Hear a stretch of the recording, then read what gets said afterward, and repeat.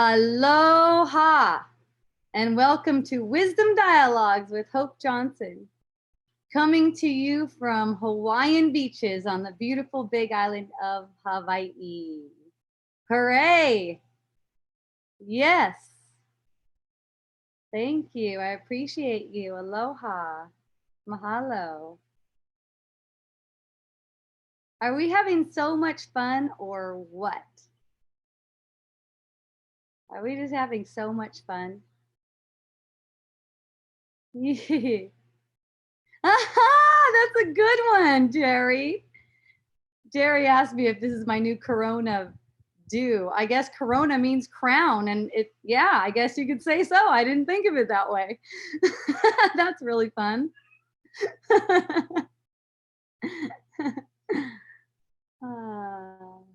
No, it just like when I was coming out here for Wisdom Dialogues, I just like had a thought of it and I went and grabbed it and I put it on. Oh, I love to see you too. Thank you. And it reminded me when I put it on how ridiculous the illusion is. You know, it's like there's these ideas of how it is and how it's supposed to go that denies the fun that we are, the pure joy that we are. You know, I can't say it enough. I know it's not like immediately grasped, but there is nothing here. Okay? There's nothing here.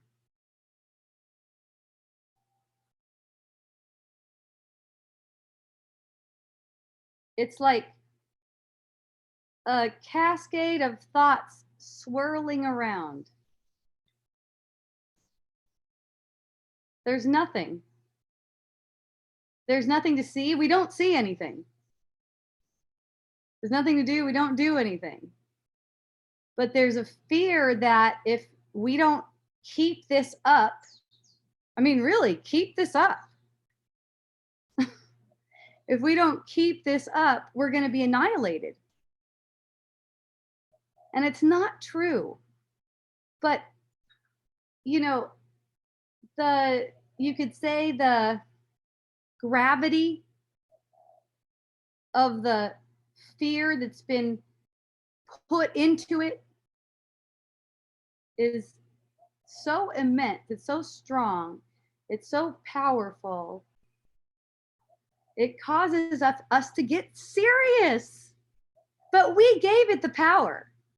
We gave it the power to make us serious about this thing. And we could take it away. That's simple. It doesn't mean anything. Hooray, welcome. It doesn't mean anything. That was the title of last week's Wisdom Dialogues. Nothing that you have the perception of really means anything. And I mean that. I'm not talking figuratively. It's a timeline amongst what you're perceiving as a timeline amongst countless timelines that have already been done. It's already been done. There's nothing even here to see again.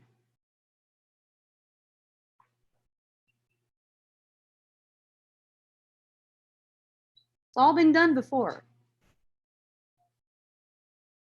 Just the past playing out. It's all been done before. But it hasn't been done by you. You're taking on a pseudo identity. You've taken on a pseudo identity, myself included. I wouldn't be able to perceive myself in a body and perceive myself as separate and perceive sickness and perceive conflict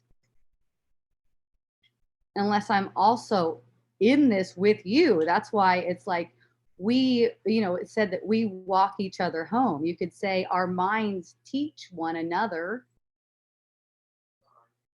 until we're released. Oh, thank you. Thank you for the headdress compliment. I appreciate that.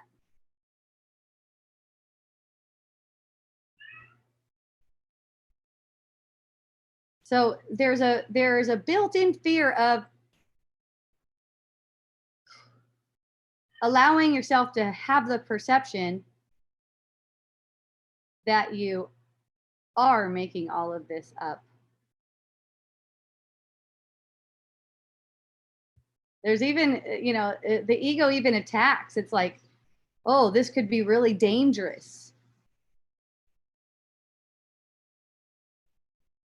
Yeah, but when something bad happens, then you really have to get serious, Yeah, but when something like this happens and lives are at stake, then you really have to get serious. There are no lives at stake. It just doesn't work like that. It does not work like that.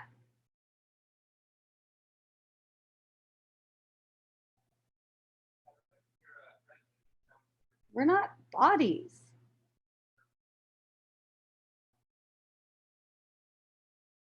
It's our mind projecting our whole life. No one's really here. It's our minds projecting our whole lives. And it's the fear of losing the body that holds this thing up.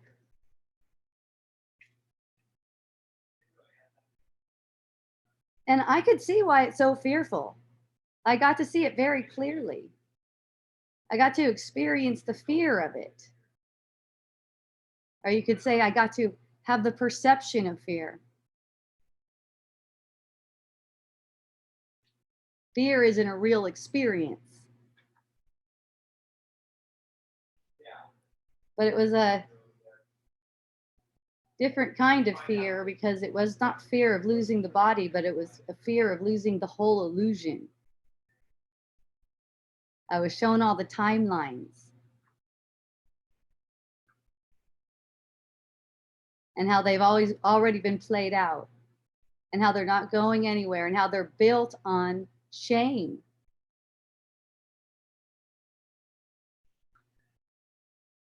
Unworthiness.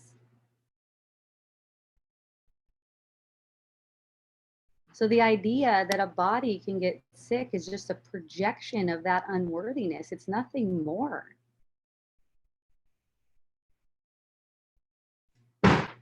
It's not possible for a body to get sick. We have a perception of sick bodies, but look at why we would have a perception of sick bodies if the mind's projecting everything. And notice how if the mind's projecting everything, that it's up to the mind to have healing, to allow healing, to make a choice for the healing rather than for being serious.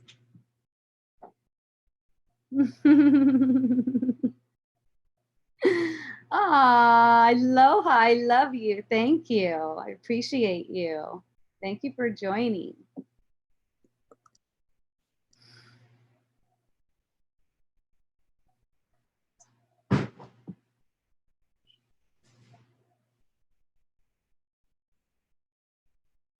Sickness is only made real when your mind makes it real. It's not made real by any other means. It's your mind making it real.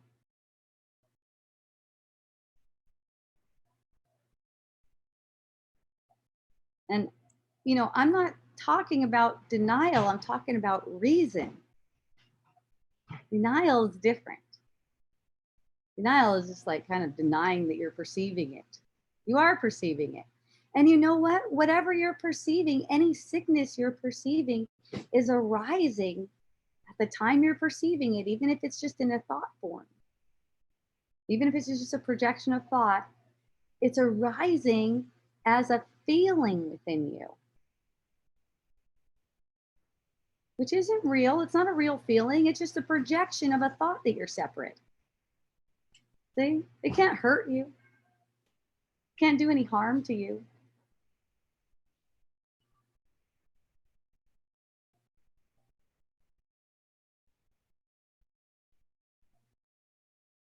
It's a motion, it's a movement in the illusion. There's no movement in reality. It's a movement in the illusion. And your body's energy field is like a sounding board for everything that you perceive, thoughts included.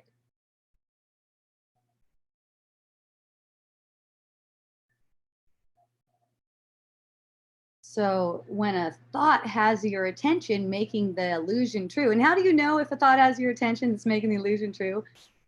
You're serious. Watch that. That's how you know. So you can, if you choose, if it sounds good to you, choose the truth instead. One way is to just tune in to how it feels in the body. Yay. Keep putting your attention to the feeling in the body. Your thoughts will almost correct themselves. They'll almost correct themselves because then you see what you're doing to yourself. There's nothing here. So there's nothing actually to worry about or fear. But there's nothing here means that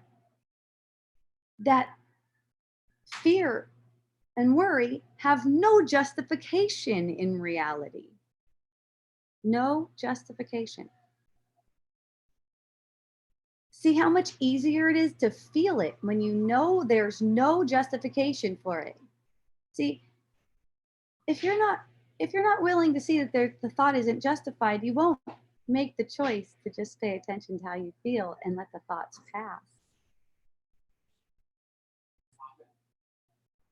But if you're open to seeing, yes, when I say there's nothing here, so there's nothing to justify an upset feeling.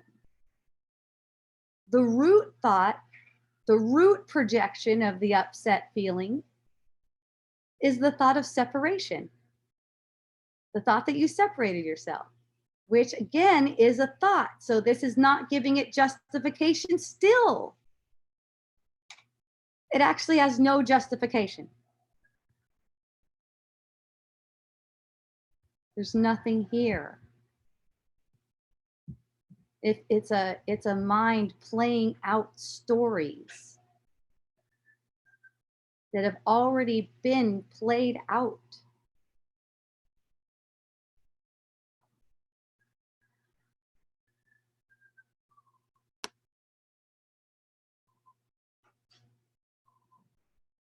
Yay. I love you. Thank you. I see you, Facebook peeps. I appreciate you. Let me see what I do here. Open this. Yes. Yes. Thank you for joining. Oh, yes. Now I can see the peeps on Facebook. So in case you don't know, why is this black now? Oh, is someone on with me? You mean like me? Oh, Gail came on. Yay. I'm so excited. I can't see you anymore though. Aw, look at everyone. Oh, I appreciate you. Thank you so much for coming. Thank you for joining. Hooray. So when these kinds of perceptions come up, kind of like what the perception that's occurring now about a virus going around and stuff like that, that's the time to put it all to practice, you could say,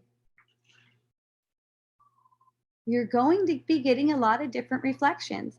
Some of my friends have told me that they're getting reflections like um, getting shame from other people for not feeling bad, for not feeling scared. And, there's one right there. Where is the projection coming from of the person who's shaming you? Where is it coming from? Just notice. Look, it'll show you. What does it feel like? What does it feel like when someone's shaming you? Huh?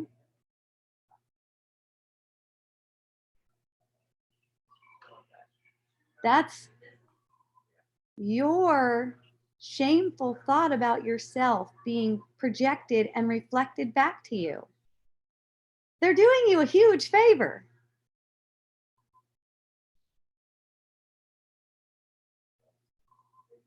But do you see how the immediate reaction is to project back? See how that's the immediate reaction? Gosh, those people, they're in so much fear. See what I'm saying? As a serious ego reaction. It's serious. No one's doing it. No one's doing it. No one's doing the fear. The fear is arising. It's just for you. It's just for you. And it's just perfect for you. It'll show you right through the illusion. It'll show you right through it. It just takes a little willingness to turn the attention from the thought form to the feeling form.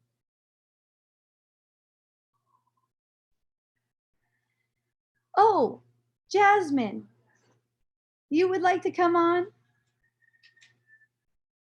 I'm going to put you on.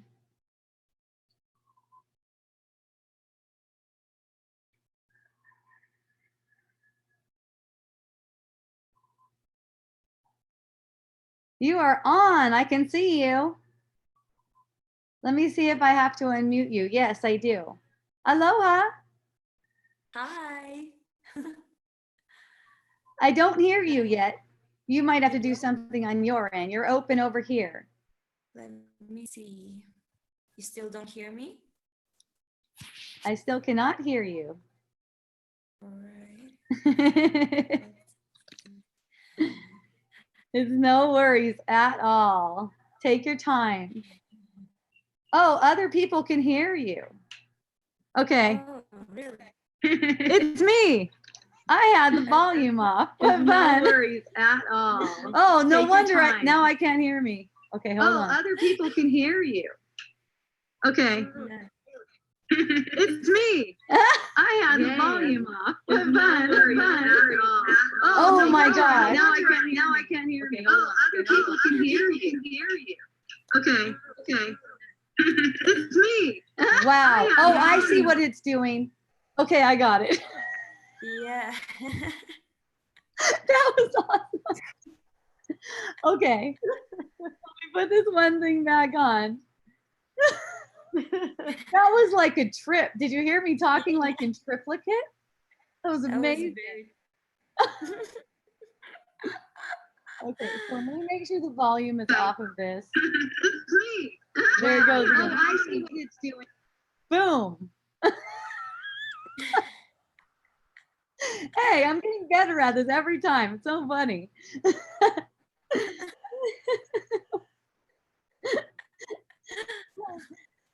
Oh, yay, Jasmine. Hi, Hope. I So love nice to be. Oh, it's Oh, beautiful to meet you. thank you.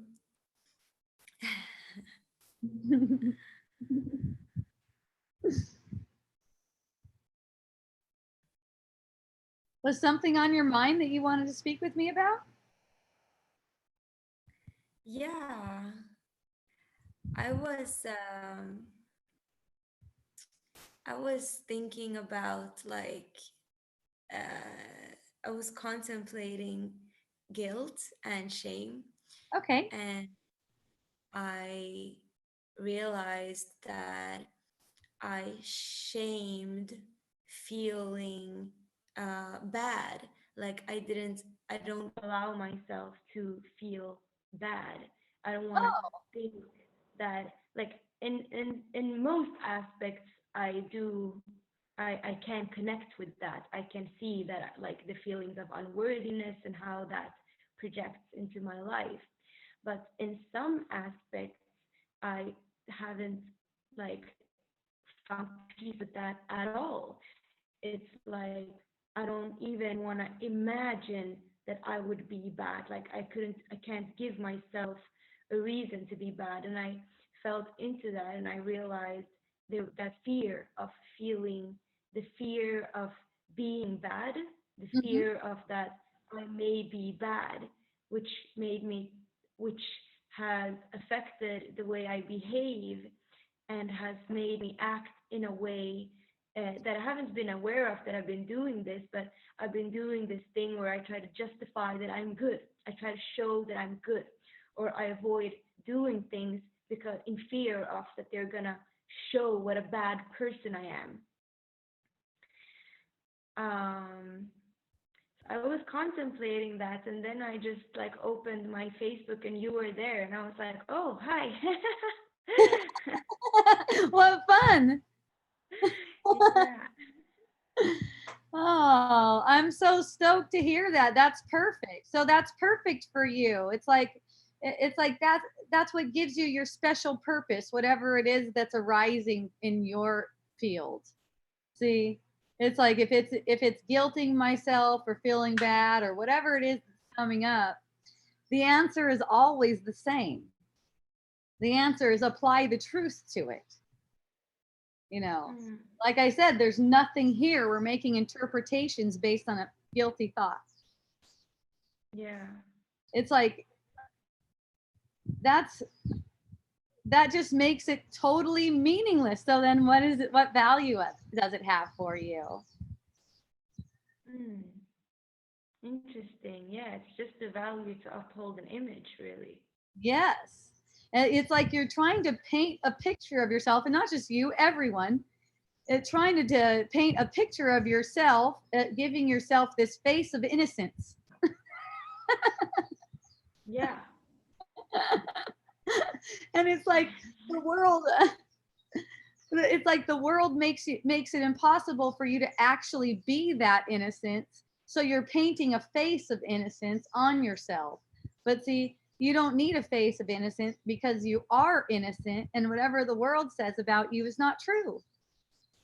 Yeah. Yeah.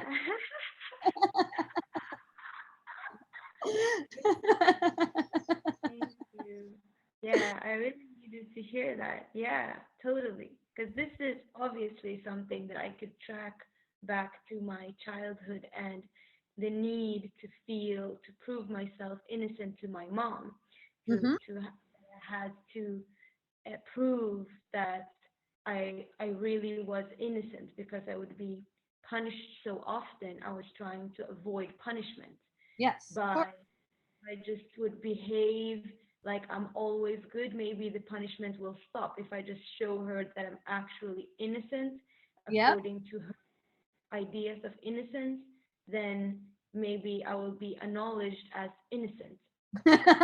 Yes, But like you're saying, there's absolutely no point of doing that because I am already innocent. So there's exactly. And nothing. the only reason you perceived your mom like that is because you wanted it, because you wanted to see through that. That's how your mind gets purified. Hmm. What? What did you Mhm. So you make your mom out to be that way. It's a perception. It makes your mom out to be someone who's guilting and punishing you, because that's what you already think about yourself. So it's kind of like you project your mom to condition you to this world in that way. Hmm. See that? And she's totally innocent too. She's totally innocent too. And at the time, at that point in time, she didn't know it. That's why she was projecting it. Isn't that awesome? Isn't that sweet of her? Can't make sense. Because we were babies. When we were babies, Mm-hmm. we weren't, guilt is not there until we're doing something wrong Mm-hmm. for our parents, Yeah. right? Exactly. I mean, for the most part, parents don't even guilt babies at all, even when they cry or whatever. Right. But You know, it's just, but it's, you got to remember that it's your projection. Like, you made that for a very important purpose, actually. The only thing that is important. so we But made that hmm? at age 2 or something, when we started realizing or believing we were a person. We started building the guilt. We made her at age 2. Before that, you know, the age doesn't matter. The age makes it's no significance. Remember, it's an illusion. The age does not matter. Right. Okay. The What age, is it? it's all perfectly orchestrated chaos. So how does that projection work? I'm really curious about that actually, because my mom was very, very violent with me since I was a very small baby, and she tried to kill me many times. Okay. So I'm thinking like, what's your idea on that? Okay. So basically, that's a call for forgiveness. That's a call for forgiveness in your name, coming from your mind. Okay. So it's not like you were perceiving your mom as she really is. You were only perceiving your mom as you would have her be, because it serves you.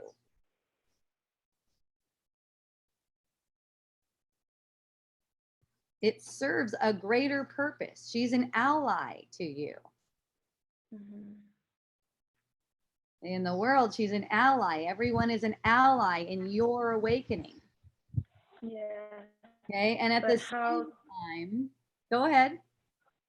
I was thinking like how do you like it's hard to formulate like um where did that like call come from? It comes Where from the mind. It comes from the mind. There's a in the mind, you could say in the mind, or let's say more like superimposed on the mind, not really in it. Superimposed on the mind are these swirling thoughts of separation, swirling thoughts and timelines of separation. Okay. It's just like this. You dive in to a timeline. You dive into a timeline. You you have these experiences with others for teaching your mind that you really don't want this illusory world, and you didn't separate yourself, and you are worthy of heaven right now. See? So here's the thing, Jasmine. Any kind of upset thought about your mom, any kind of upset thought about your mom is not really about your mom. Okay. It's really about yourself, all of those upset thoughts. So it's like you're asking to have the same kind of experiences about yourself, and you will. You'll have shameful experiences about yourself. See? So any unforgiving thought about your mom acts as unforgiveness for you. I say acts as because you are already forgiven, But in your dream of separation, you're still unforgiven. Hmm. You see what I mean? So you have a really big healing opportunity with your mom. That's exciting. I'm excited about it. I mean, look at whatever, this is what's really bitching. This is what's really bitching. Whatever happened in the past didn't happen. The past is projected now. I'm telling you, these timelines are just like in a swirl, like this. They already happened and they never happened. They're just played out over and over and over and over and over again. Yeah. Okay? And what's the point of that? Like why Forgive is it is the point. and why does people have like different experiences, you know, like because growing up with a mom that tries to kill you during your whole growing up until I was 11. She was constantly beating me up and you know shaming me and making me feel guilty and whatever. I felt super bad, but in that moment I really thought I was here to heal her. I felt like my mission, I came here because I saw pain in her, and I Mhm. felt like she was only projecting her inner pain on me physically, and I didn't really take it very personally. I realized I felt that it was her problems, and Mhm. I felt like I was here to heal her. But Nice. then when I turned 11, I moved out to foster home. She got very depressed and went into a hospital. And then I started coming out to society. And pretty much since I've been like readjusting my idea of reality and what a healthy life can be like. Because I'm used to being in fear, in shame, in guilt.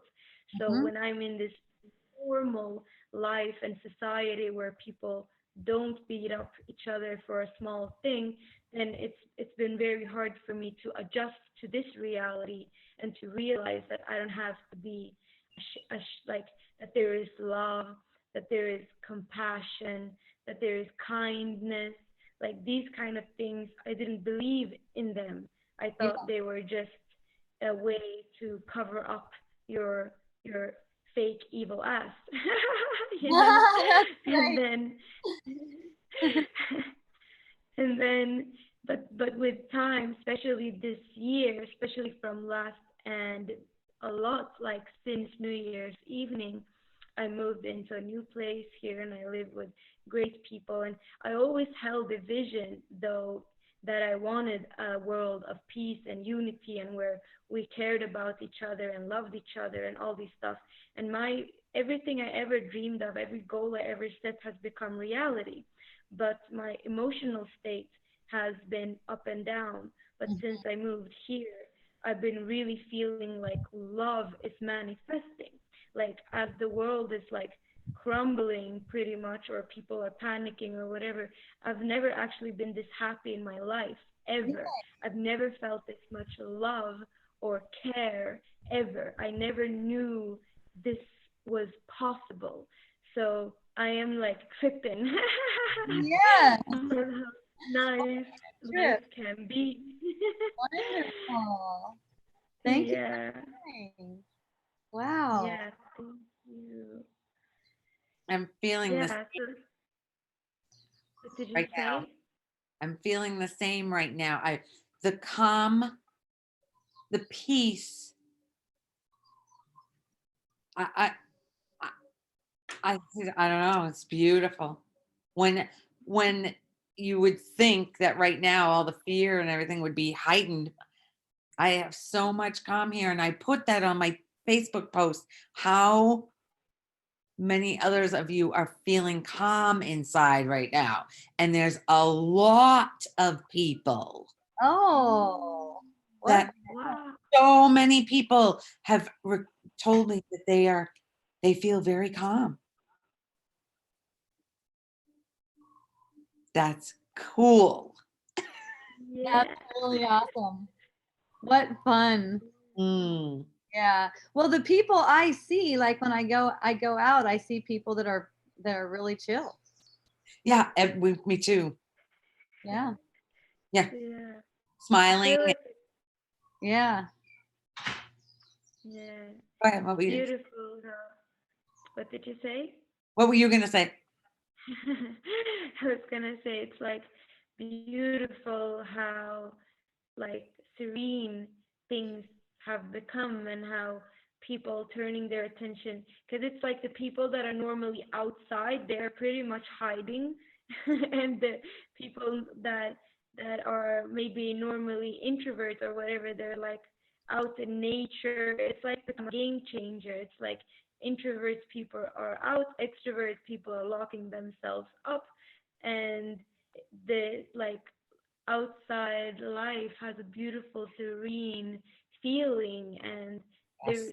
I don't feel much fear either. I don't feel like the people I meet on the streets feel fearful at all, actually. I feel like a lot of people are in peace, and I feel hopeful about this because I feel like this is such a necessary change that is necessary for our planet and the evolution. The way I feel too. Definitely all change is good. Mm. Yeah. But this is Yeah. unprecedented. Boy. No, Yeah. I've never seen anything like this before in this timeline. no, same here. And the thing is, the mind's trying. I've noticed that it's trying to predict, and that it has no idea. And people, different people, my projections apparently are saying to me all these conspiracy theories, and inside I'm going, we don't know any of it. And you know what? It just doesn't matter. It's just more stories we're linked. Exactly. And Exactly. it's like, yeah, this is the biggest I've seen in this timeline this time, but this timeline has been around a bunch before. Right. It's just like it's not anything meaningful. Mm. Not anything meaningful. And yeah, that's what I see too. Just a lot of, there's here and there some things that come up. I hear from my friends. I've seen some stuff on my timeline, and I know some things come up where, there's fearful people arising in your perception. And, that's always for you to take care of. It's always for you to take care of the fear that arises in whatever form it arises. It's always for you. And it's always a blessing. Okay, I have a friend who told me that this of all times is a dangerous time to question or share questions about science. I told her that for me, it's even more important to question status quo in times like these, to tune into my personal experience of truth, what feels true. She came back with the same stuff about dangerous and how I am being dangerous. I told her that I can still be her friend and respect her with her feeling that way. She said she can still be my friend, but respects me less. Is there a reply that makes sense or just move on? You know what? There's no reply that makes sense. Nothing that we say means anything. It's totally meaningless. Let the reply just be automatic as it comes in the form of words. Allow yourself to be guided by spirit towards that forgiveness that you want to give to yourself. That's a gift that they're asking for. So you need to have no question about how you're going to speak, what you're going to do, what you're going to say, because that's just occurring on the timeline. You don't have to do anything. Now the timeline changes. Everything changes. These illusions are very changeful. It's not set in stone, but it changes according to the way you see it, whether or not you identify with that thing. If you're just letting the mind kind of run you like a puppet, see, that's all.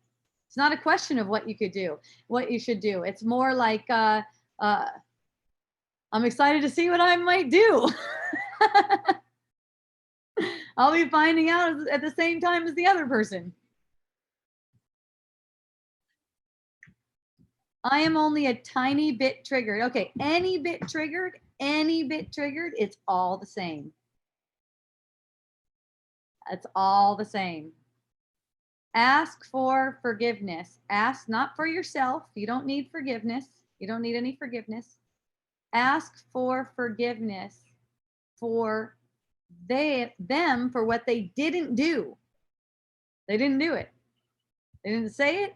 They didn't do it. Forgive the illusion, Gail says. Yes, forgive the illusion. Forgive them for what you made of them. There's another way of saying it. It doesn't matter how you see them physically, the words you hear them say, it's projected from you. It comes from you. They come from you. They're kind of like your children.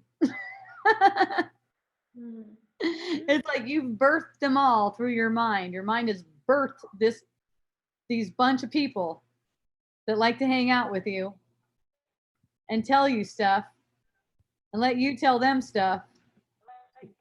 But it's all a story. None of it means anything. Yes. So being triggered is awesome. Being triggered is awesome. Because then you know, that's where you know it's an opportunity. Ooh, an opportunity to purify my mind, to have more peace and relaxation and fun. Being in the not knowing what I should do, you know. And a couple of days ago, or I don't know, maybe a week ago, I made a Facebook post that says that, you know, I'm not doing the quarantine thing or the social distance. It was social distance. I'm not doing the social distance thing. If you see me, get a hug if you want one. Come up, I'll give you a hug. I'm not doing it either. And you know, it's still the same for me, but it's not like I recommend that people be like that. I don't recommend that other people do whatever. They're doing exactly what they need to do. I'm just letting people know that they can have a hug from me. Me But too. whatever other people are doing with their situation, I know they're not even doing it.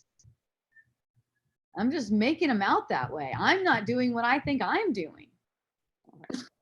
So it's like, you know, I've had a couple people get defensive and tell me, like, even kind of like quoting some scripture to me to try to convince me that that's not what I should be doing, that I should be practicing social distance and stuff like that.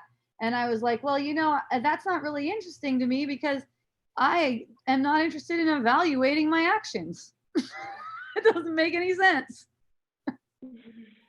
There's no fucking reason for it. You're not even doing it. I'm not even doing it. I didn't choose to not social distance. I did not choose it. It's automatic for me to see someone and just go for a hug. So I've had certain people say, 3 feet or whatever the hell, I don't know.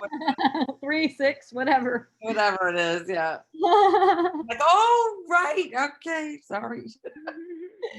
I have a question. Okay, thank you, Elka. I appreciate your question. There we go. Hi, Gail. Hi. Gail is with us. What a blessing. Thank you, Gail. My roses are too. Oh, yes. She Oh, got yes. May I? Dia, thank you for coming on and getting some Hopi love. I love you. Gail, did you have to tell him to get them for you? Oh, no. Ooh, I forgot. I didn't. They came right after, right? What's that? They came right after. That's 2 dozen since that last call. no. Wow. And you couldn't help it, right? See how illusions are so changeful, though. It's like you don't know what's going on. No. You don't know what's going on. They're just like this knee-jerk reaction to put a judgment on something. Yeah. Like I'd like to ask a question related to what you were just discussing. okay. Because you're really good, Hope, or there's a I'd say it's cultivated because you've been so committed to it. Your attention is placed on the illusion, recognition of the illusion. So you see those thoughts right away and just don't even engage them. Like, oh, That's so funny. Or they're kidding. Or, that they don't, you can eat whatever you want. It's not going to affect your body. And for me, it's like there's still something occurring in the mind that has me eat so much junk food, and my body is changing and growing and getting bigger. And so you could eat the same foods and not have any relationship to the idea of weight or weight gain. And so for me, social distancing is, you have such mastery around the ability to recognize the thoughts are illusory and full of shit and changeful. And so you won't be engaging and likely contract the virus. But for me, it would be like I'd hug someone and get the virus. Yeah, well, here's the thing. I actually don't give a shit if I get the virus or not, because it's not possible to And really. then there's that. Okay, I actually do not give a shit. I don't mind what happens to the body. I do not mind what happens to it, and it's not So, up yeah. to me whether I do whatever I seem to do. It's not even up to me. When it comes to food, I know I'm not eating. I know I'm not. And any thought that crosses my mind that tells me that I'm eating or I'm eating too much or something like that, I know it's so funny. It's playful and funny. So it's and you know what the interesting thing is, it's like you automatically know when to stop when you're not entertaining guilty thoughts. It's like simple. It's simple like that. But see, it's guided by joy, not by concepts. It's entirely guided by joy. Oh, does that feel joyful eating that thing? Oh, it doesn't feel joyful. Oh, well, let's get the experience of what it's like to perceive not joyful, because that's not even possible. Not joyful, an experience of lack of joy isn't even possible. I'm having a perception of an ego game, a timeline script that I'm not even in.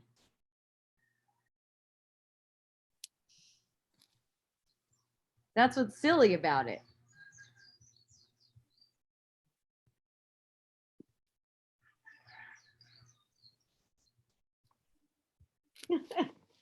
I just hear Eckhart Tolle's giggle, that he always goes,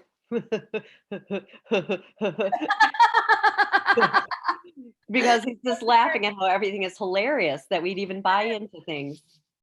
It is. It's man, if there's an illusion of sick body anywhere, whether it happens to be in this form or any form, there's illusion of a sick body. You know what? I, as pure mind, have the capacity to have that healed instantly. The only reason I'm not is because I want to uphold this illusion for fear of losing myself as an ego. That's the only reason I haven't let go of it. So every sickness that I see, even death, whatever, anything like that, it all gets used for that purpose, for purifying that. That's purifying the thought of separation. And as you're purifying the thought of separation, you see more and more of the truth of your, it's like a spiritual seeing. It's a spiritual sight. You see of the truth of who you are. You start to see the Christ in everyone, no matter what they seem to be doing. And then you see that in yourself, and it kind of just gets less and less guilty, revealing more of the truth and innocence of who we all are. See? We need some kind of ego. What's that? It said, don't you think we need some kind of ego? As long as we want to uphold the illusion, let's put it this way. As long as we're learning to allow ourselves to be released from the ego, we need an ego. Because the ego only learns. We don't learn. We don't have anything to learn. We're pure spirit. So we need it to learn. We're basically teaching our own mind, teaching our own ego. Ego's learning. It's teaching and learning who we are, basically. What do you think is the strengths of the ego, like the capacities of the ego? To be able to project a sense of self. You know, it's To like it's project. like it's a the ego doesn't have any kind of capacity on its own, like we made it. It's for upholding this false sense of self, to keep this kind of like a swirling um mall. That's the way I saw it, mall. But like endless, limited, limitless, all these timelines. And you know, we need a lot of thought foundation to give us this sort of amnesia to forget that we did it. Okay, we need a lot of thought. Then that's where the ego comes in. The ego is made for that. But the basis of the ego, what the ego knows, is that if you realize that you're actually holding this whole thing up and you choose to let it go, the ego is annihilated. There's no ego. Yeah. It just reveals that there's no ego. The ego has no purpose. See, no function in it, in reality. So Yeah. you're basically teaching the ego who you are up until a certain point. You don't need it anymore. Yeah. Yeah. I feel like the way that I teach my ego is by I need to ask myself a lot of questions. It's so interesting because we have every person has a different way to get to move beyond the ego, and it's so interesting how we have so different tools doing that. Mm-hmm. And for me, like a really it's a monologue, or I guess you could call it a dialogue, since it's my ego and my higher self, maybe, I don't know. But I keep questioning. I ask myself questions and I answer my own questions. And all my questions are pretty much pointing towards the truth, the one truth, which is that we are one and that we are actually nothing and everything simultaneously. So I direct my questions and I use my questions in a guiding way to ask myself, my ego, to ask why I have the reactions I do, or why I go into that state of thinking or state, whatever, if it's a state of emotion, if it's a state of whatever state that I go into that is not necessary, that is very far away from truth. Yes. And I tend to be able to answer myself honestly and clearly what's going on and why I'm doing that, what purpose it has served. And the moment I can tell myself why I needed that in the first place, and I Mhm. can accept it, then it disappears. Then it's just gone. And it's like the problem was never there before. But Yeah. and I like what you were saying about the trigger, like even if it's tiny, it's still a trigger, because that's how I feel it too. It's like if I ask the question and the trigger is still, if it's not gone, it's not over. There are many more questions to go. And Very. it's only when I have asked until the point when there is no more question, then I know I have found the core. And then normally that feels like, I feel like a relief. I feel like something from my consciousness that was negative for me just disappeared, just went out. And that's it. And that's what forgiveness provides you. It's not. That's why it's called forgive and forget. It's just gone. Yeah. What's your definition of forgiving? Well, it's not like pardoning anyone for what they did. It's more like a hmm, it's more like applying reason to the situation, because there's an idea that something was done. There's an idea that something was done, and you know that nothing was done. So it's like that has no foundation, no reason to stand on. So Mm-hmm. then it's over. It's not up being held up anymore. Your identification with those swirling timelines gets to be less and less. Your identification as an object inside one of those endless swirling timelines. Yeah.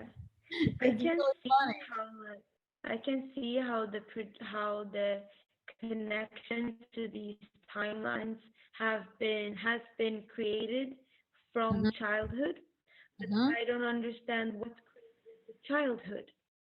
What's what? I can understand how those timelines, Hmm. how we are connecting to those timelines through our first experiences as kids, like what I saw in my family or in my immediate like surroundings when I grew up, that becomes my reality, and I keep just projecting it over and over and over and over constantly again until I tell myself that's not the whole truth, that's not the whole story, that's that was once a story and it's not a story anymore. But I'm curious how you see, like, how is the childhood created, what is projecting, like what is creating our experiences as babies. It's still the same the whole life. It's still coming from the mind that thinks it separated itself. It The doesn't matter. universal mind, like the one mind, It's coming, or are you you can say it's coming from a thought of separation. It's a thought of separation. It's kind of extrapolated out. And that thought of separation, basically who you think you are, is made of the thought of separation. So it doesn't matter the age. Mhm. For a baby to be conceived, for something to be conceived as a baby, it has to be already a thought of separation. It's projected. And but would that be the separation, would that be the thought from like me, or from an individual, or from the whole mind, The like whole, the the the whole whole. mind, the whole mind. It's like you've projected yourself outside of the mind. It's like a projection onto a screen. You can say consciousness is like a screen. You projected this image out onto a screen, and these swirling thoughts are making up the screen for you. There's not like a real screen, but it's like a screen. Everything on your perception, Yeah, everything on your perception, it's kind of like it's flat. You make it into 3D. It's like it's not even there. yeah, subjective, like a subjective reality. Totally. Yeah. So you don't have to be a certain age. You don't have to be of a certain age. You're always just as innocent as you were as a baby. But the projecting comes from another place. But the baby is not innocent then, because the baby is projecting. The baby is innocent. There's nothing that's not innocent. There's only innocence. Only innocence is real. Projecting, see, let's put it like this: projecting doesn't really happen. So everyone's innocent. Okay. Everyone's innocent. Nothing happens here. It's just an erroneous thought gone mad. Mm. Okay, it's just an error. It's just an error thought gone mad and making lots more errors off of that original one. And Lori K asked me, does the thought of separation originate from our ego? Well, it's like we gave that thought to the ego. We made the ego. It represents separation, the ego. It's there to protect us from the punishment, which is total death, that we think we deserve. There to protect us by making these illusions, but we always get that death that we think we deserve, and along the way we get a bunch of punishment that we think we deserve, because we hold that thought in our mind, and our mind is that powerful to make illusions. That's why when the guilty thought is completely purified from the mind, and we don't subscribe to the thought that we need punishment anymore, there's no reason for this illusion. It'll be let go of.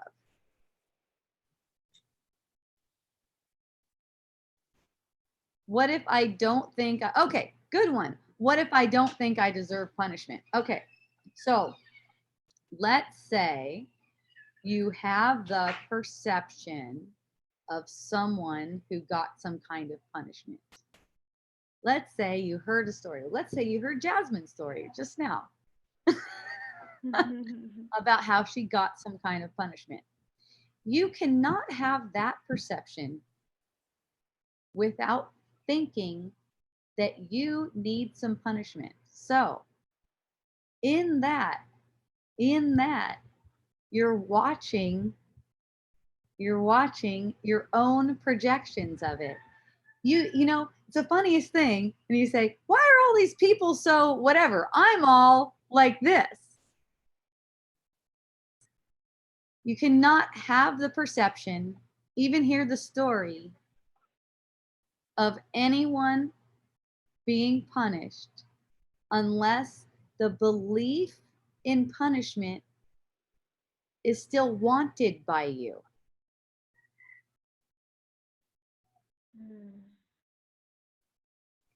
And so that's how it gets unraveled. That's forgiveness. You see a person, you hear about a person getting punished. Like for me, in my perception, I don't believe it one bit that you've been punished. I'm not saying you're telling a lie. It's just that you're telling a story. You can't be punished. You haven't done anything. You're telling of something that never happened, and it's just like forgiveness is automatically offered like that. That's all it is. So I mean, I don't normally think of it like I was punished. I just think of it as I was beaten up, and that was true. Yeah, That's very true. basically Like, that's a manifestation of punishment. See? yeah. Any kind of injury to your body or illness, that's all manifestation of punishment. Accident, whatever.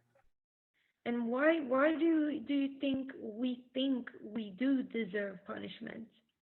Because we think we separated ourselves from what we are, from reality. You could say from joy, from perfect love. We think we separated ourselves. So we think there's a mistake, kind of. Yeah, like Or we made a mistake, a big one, and we deserve punishment by death. That's the only reason we're holding this whole thing up with all the swirling timelines. It's to try to make something different. But the thing is, the call to death, the desire, both the desire for it and the fear for it. You know, people don't realize it when they're in fear of death, they're actually desiring it. Making a contradiction in the mind, totally splitting the mind.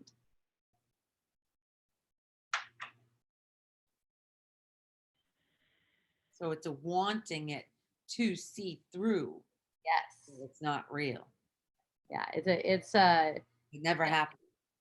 yeah, it doesn't matter what it is, and knowing that you don't have to have the perception, you don't have to have any perception for any amount of time. Time is an illusion. Like it's possible to just see through this perception in any moment. The story doesn't need to continue. It doesn't need to come to an end. And it's only fear of losing the body, losing the false sense of self, that holds the perception in place.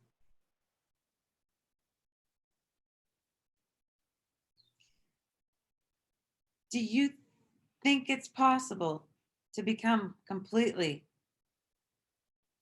collapsed? Collapsing the thought that we ever separated in this lifetime. I don't only think it's possible, I'm certain it's inevitable. That's where it's going.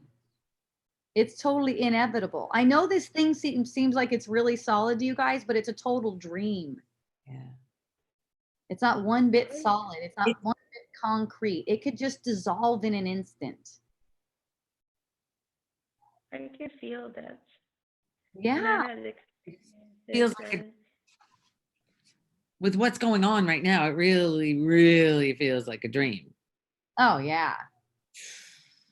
It always is though. It Mm. always is. There's no reality to it whatsoever. It shifts and changes, and it could be gone in an instant. It's a matter of choosing to release it. And it's just fear that keeps the mind from releasing it. It's like there's this constant grasping to keeping making these images. I mean, it's just like making an image that seems like you can grab onto it. It seems like it's solid. There's a chair you can sit in. There's a person you can hug. And it's like all of that. It's like the mind's going for this comfort. You can eat certain foods. It's like the mind just going for this comfort all the time. It's really sweet, but there's no comfort in it. There's no real comfort in it. Well, you don't need comfort. Well, yeah. Let's say you do need comfort anytime you feel upset. Well, Comfort.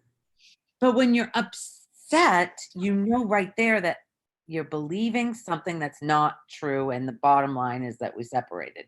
Yeah, and then you get comfort. Right, that will bring comfort. Yeah. If Yeah. you realize instead of going for the food or the drug or the Well, Out- don't worry about going for the food or the drug either, because you don't need to deny yourself. You don't need to deny yourself the comfort that you deserve right now by judging whatever it is you think you're doing. You're not doing right. nothing. So in that, you're denying yourself. See? It's not like instead of, it's along with whatever it is that's arising. It's along with it. Whatever it happens to be. If you got a big old thing of Oreos and you're just like eating it all down, it's there too. Okay, here's another one. Mahalo Hope. How do you perceive self-care? For example, I perceive that I follow a healthy food regimen, etc. I perceive I feel healthier, happier when I follow a self-care regimen and spend as much time as possible outdoors. Okay, so you made yourself like that, but not really. You made an illusion of yourself like that, but that's how you are. So it's kind of like a way of coping. See? Kind of like a way of coping. I found that when I do this, this, this, and this, it's like, forget about that. It doesn't mean anything. It's like I know what I need to be healthy. That's called taking responsibility for your own body. You don't know, and you're being guided in the moment. You're always being guided. I mean, a more true statement would be, I'm finding myself hiking and doing this, and then I'm also finding myself feeling good. Don't come to any conclusions. It doesn't mean anything. One illusion doesn't have an effect on another illusion. See? Isn't that fun? So yeah, well, great. What a fun exploration. What a fun exploration. Okay, so no judgment regardless of what we do. Of course. Of course. Any judgment is denying the love and the comfort that's available to you right now. It's saying, no, I don't want that because I know this to be true. Great self-care or perceived self-abuse. I accept that I am always guided. Yeah, girl, that's it. Very nice. Whether you find yourself engaged in great self-care or self-abuse, accept that you're always guided. Always perfectly guided. Always perfect. No problem.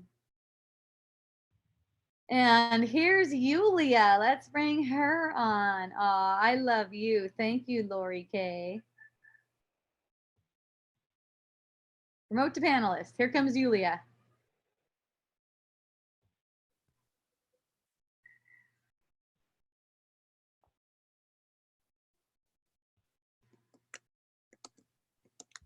Unmute. Thank you, Facebook peeps. I love you. I am unmuted. And where's my camera? That's a good question. I'm gonna ask you to start the video. I'm starting, I think. It says I'm using my webcam, but I'm not seeing myself. You've gone black.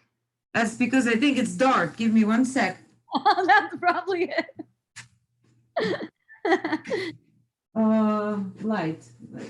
There's no light. Oh, there is no light? Yeah. That's awesome. Oh, great. I'm in a place with no light. That's the thing. Okay, no worries. You did that before you put a flashlight on your face. That's right. I can move a little closer to the light, and that's all I can do, I think. Look, Oh, I'm Oh, there you are. kind of, yes. No, even closer to the light. Coming to the light. Leave that open, please. That'll help me a lot. Oh, yeah, look, I have light. Oh, Yeah. look. Here, yeah. Oh, so good to see you and so good to see everyone. Julia.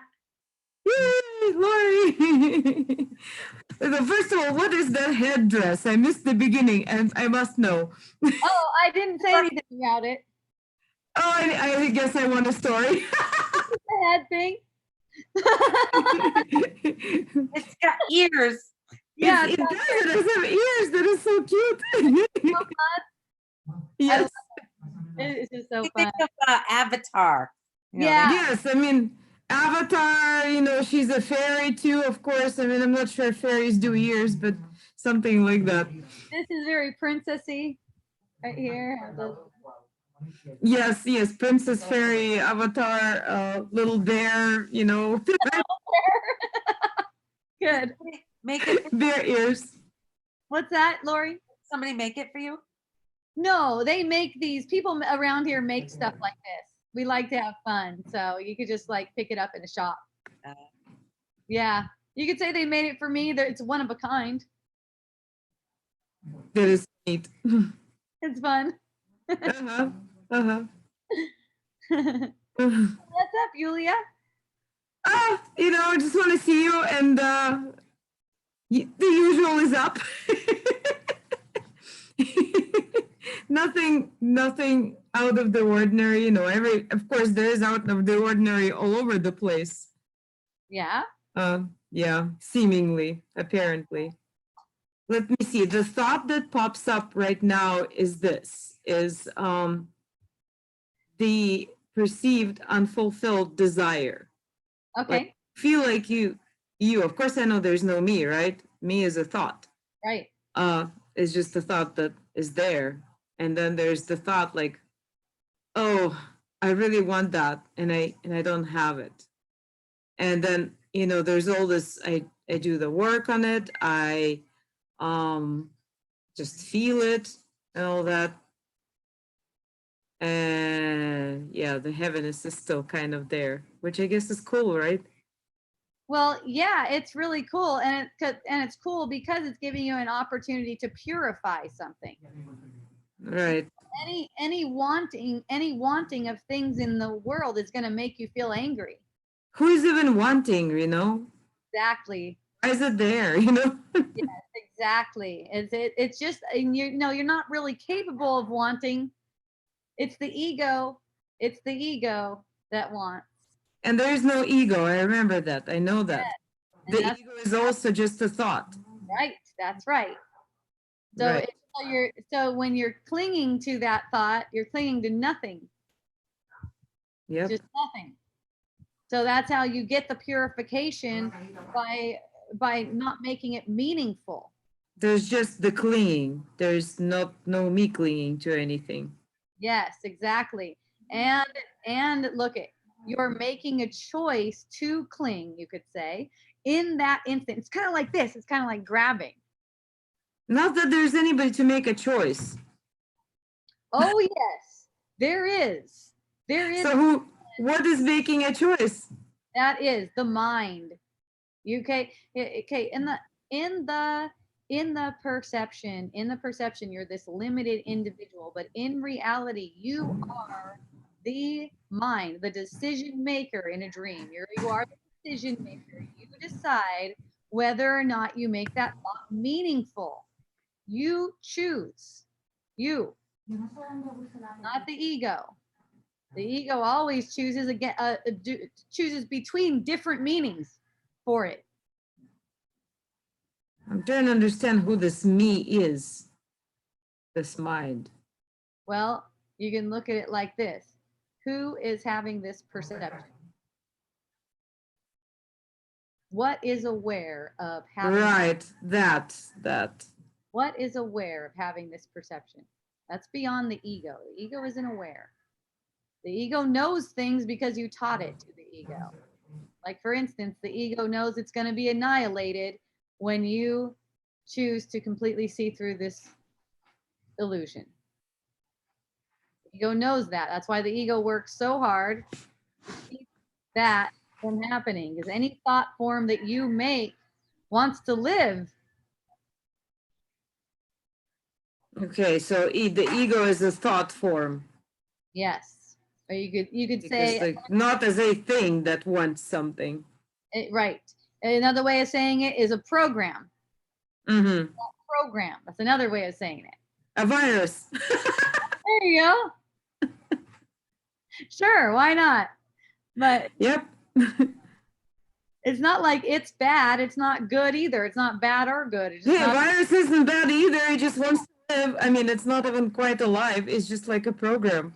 yeah, it's a program. It just does what it does. Yeah, and it's programmed by the mind. And it's like even the story about taking social distance and quarantine and stuff like that, all programmed in the mind. Doesn't mean anything. It's not going to do anything. Yeah, it's just really interesting, this quarantine thing. I go back and forth between, buying into the usual, oh shit, I have no work, I have no money, what's gonna happen? Oh shit, my God, my kid lost a job. Oh no, Oh, and then I was like, well, this is interesting. I like it. Everything is like breaking down and changing, It's fun. It's exciting. It's like, oh my goodness, what'll like, wow, I feel like a kid, that when they go to school and everything is breaking down and you feel some sort of freedom in that. But then I still fluctuate between that and like, oh my God. yeah, I hear you. I think I'm more scared of no money than the virus or anything else. And here's the thing that's interesting is what's fluctuating like that isn't really who you are.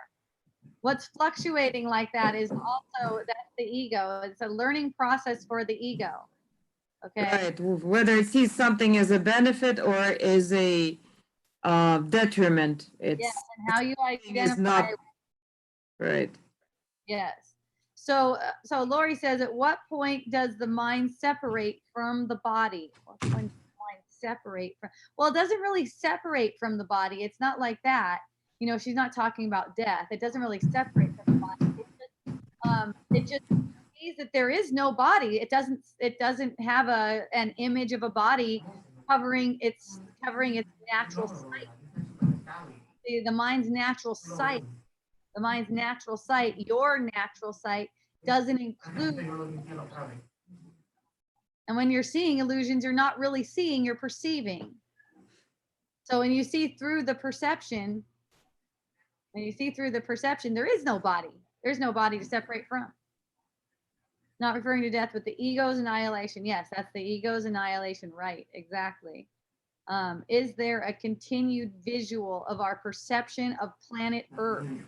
Well, planet Earth is not like it's our reality is not like a ball or anything like that. It's not a shape. It's not any shape.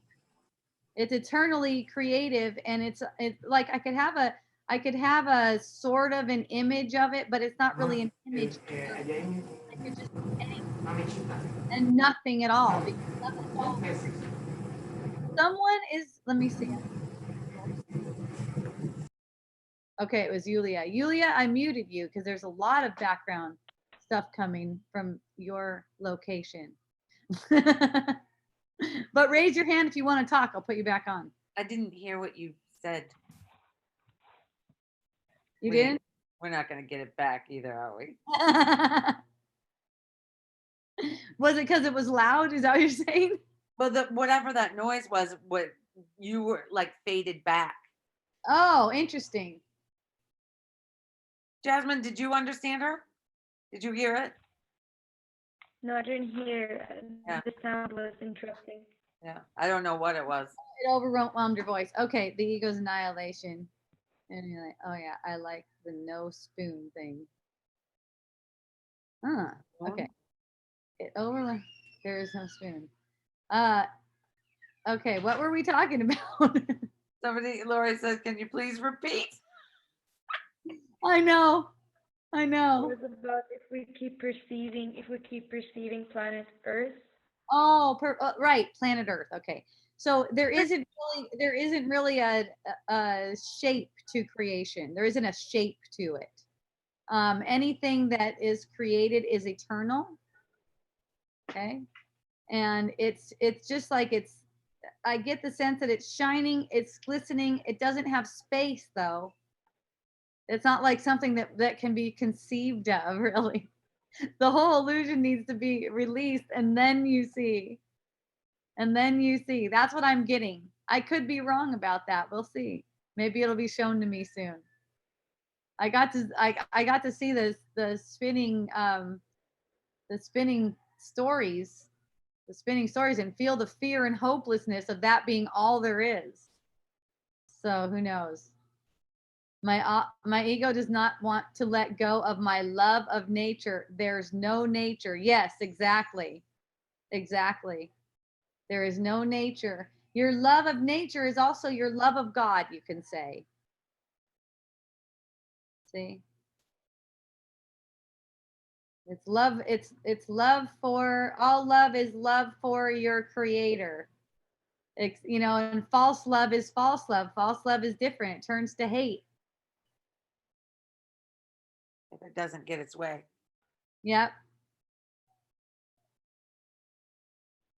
Yeah, it's like I love nature, so therefore I need to kill these people that are killing nature or something. I don't know. Whatever it is that makes you uneasy about it, about whatever that love is.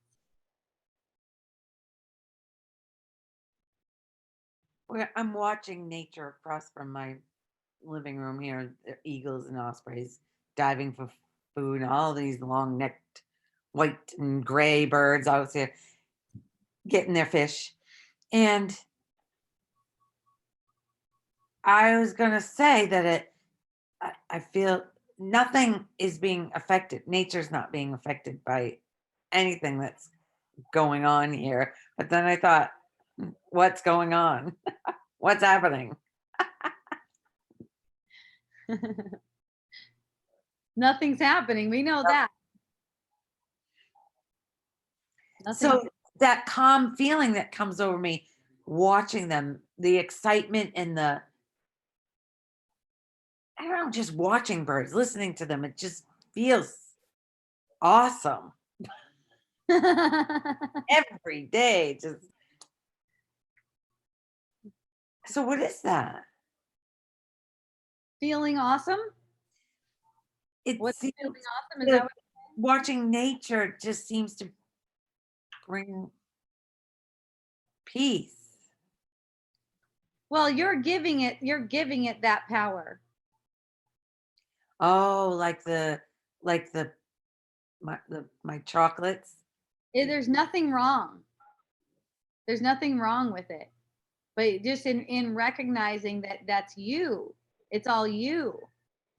And then the plants glow back at you even more. They'll confirm it to you.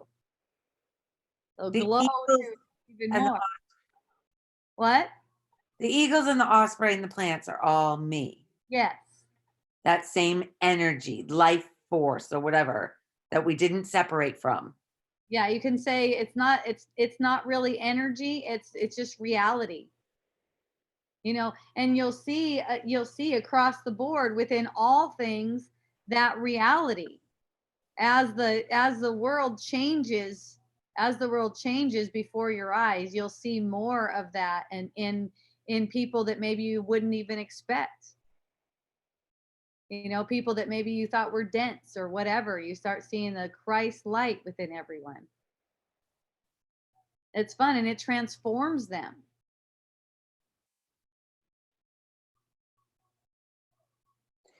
So, You only taught them to be the way you perceive them to be, anyways. and the denseness is really here. Yeah, you could say that. That's one way of saying it. It's in your mind. The Okay. density is in your mind. The density that you're perceiving in the world is in your mind. So that's why we can't see the light in others, because we're not seeing it here. Yes, exactly. Okay. Exactly. So there's no one to correct, you see? Yeah. Yeah, there's no one to correct. It's where I let's see, Lori, I perceive nature as God or divine source. It's where I perceive to find bliss, no dis-ease, just love of it. Lovely. That's perfect. That's beautiful. And know that you will see that same beauty in all, in all. And that's what transforms the world. So thank you for going into nature and perceiving it as God or divine source. It's lovely. So she wouldn't see it as divine source if she didn't see herself as divine source. You wouldn't see anything of that as that, of course. Right. So you start to see more and more of it in lots of different places. But when you say see, you're not talking with eyes. No, I'm saying like it's real sight, and it does reflect in the visual too. That true sight affects the perception of the world. It has effects on the perception of the world. So in that understanding, that true sight can heal things in an instant. Say that again. That true sight applied to anything can heal the perception of it in an instant. If you could see it. Okay, Yulia, I'm moving you because for some reason you keep on coming back, and I just put you back to attendee because for some reason your video just keeps on coming back, or not your video, your audio, and it's loud. So, okay, so Joe Dispenza, you know who Joe Dispenza is. Yeah. And all the scientists and Greg Braden have said some really beautiful things about this, what's happening. Mm-hmm. And all of that is bullshit. Like Braun said last week. that the world is doing something. No, they're talking about scientifically and how a virus. Oh, he's got a great video about how the body, what happens in the body for a virus, and I'm watching thoughts, what a virus does in the body. Okay. How yeah, it no virus and no body. I mean, it's all right. If that's interesting to you, it's all right. It's not meaningful. right. It's not even meaningful. Because I found thoughts going, you know what? It's interesting, but what does it matter if there's the body? Yeah, that's the thing. It doesn't matter if this is just a bunch of stories, and what does it matter? But here's the thing that's interesting about the stories too. The stories start to change on their own. They just change because your mind has changed. So the stories start to change to paint a better picture, you could say. A more lovely picture, you could say. That's what's been happening. Yeah, that's what I noticed too. That's what I noticed too. YouTube has been suggesting all these new videos, and I'm clicking on them, and they're beautiful. Mm-hmm. Yeah, and like it's kind of like when I was a kid, I remember, my parents were always suffering over diet. They'd always have like some kind of diet thing going on, or else you'd be fat and stuff like that. And then when I was a kid, I thought, well, what if you could just eat whatever you want? What if whatever you wanted to eat, that you really wanted to eat, would actually be the best thing for you? Yeah. What if? And, and then that story just changed for me as, there's not this guilty thought holding it down. Like, no, that's not how it works. The body is a sort of machine and you're supposed to feed it certain things and you got to find out what it needs and, that kind of stuff. So I went down that route for a lot of my adult life. And then I came back to that thought, hey, what if whatever you felt joyful about eating was actually the best thing for you to eat? And then that automatically becomes, oh yeah, of course that's the way it is. That's always the way it has been. I mean, who would have thought it was otherwise?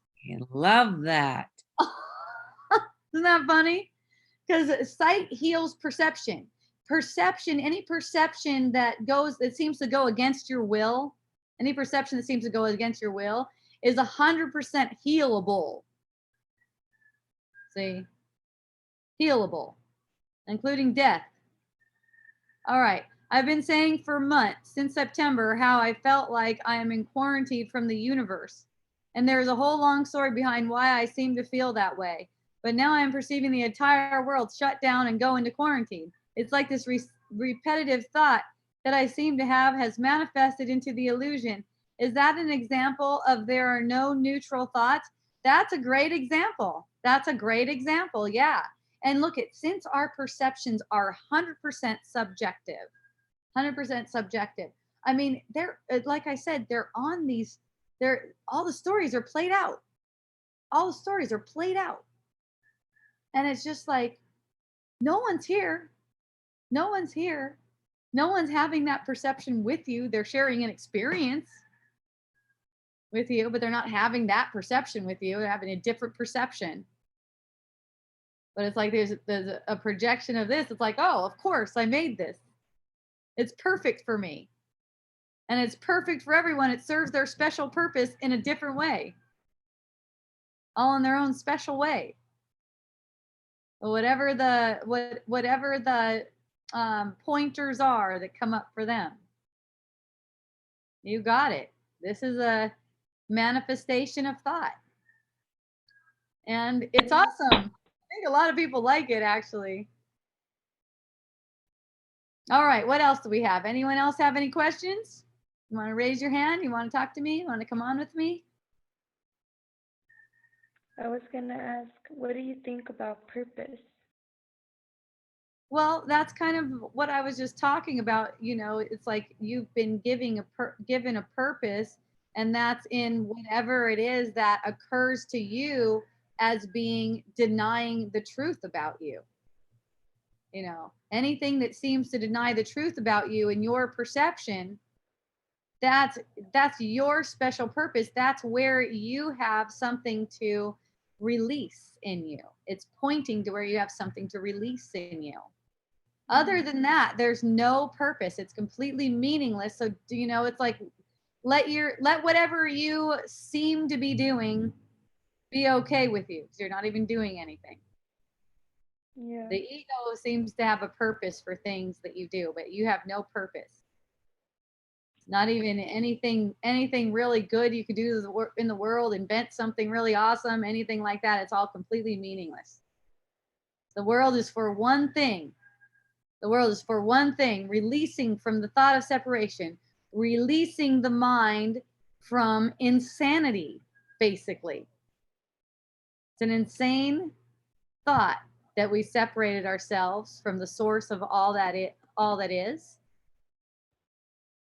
And we deserve to have release from it, and we can have release from it, and we will be released from it as soon as we're willing to accept that release. So you're talking about like release from triggers?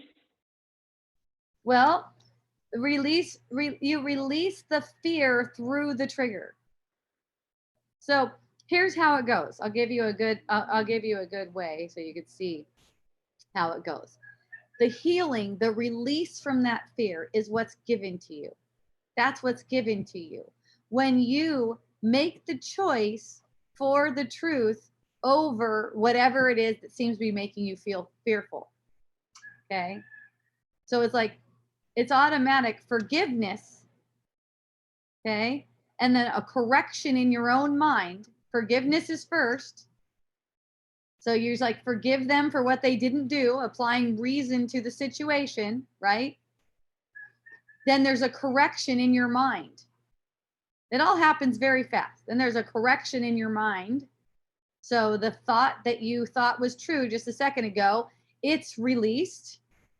And then there's the healing. There's the release from fear. And that's the release that you can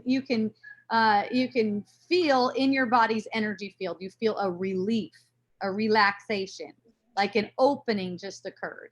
And I think you know what that feels like based on what you were talking about earlier when you were talking about asking yourself the question and not stopping asking the question until it feels good. Yeah. Right? That's Yeah. the same kind of thing. So you know what that release is like. Yeah. Okay? Yeah. Isn't that so exciting and easy and fun? So many releases. But yeah. Yeah. Yeah.